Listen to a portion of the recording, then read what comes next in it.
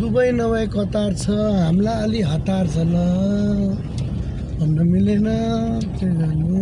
Be careful guys, safe ride. High जस्तो हुनुहुन्न। ओह bike हेर्नु यस्तो आउँछ अनि दोष ठुलो गाडीलाई हुन्छ के गर्नु। दुबई नभए कतार छ, हामीलाई अलि हतार छ।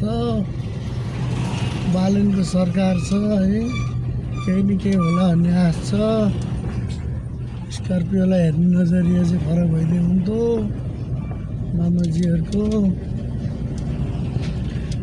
विदेशी बोकेर हिँड्ने समाज छ, आफ्नो परिवार बोकेर हिँड्ने समाज छ। गरी खानु नसक्ने हो नेपालमा।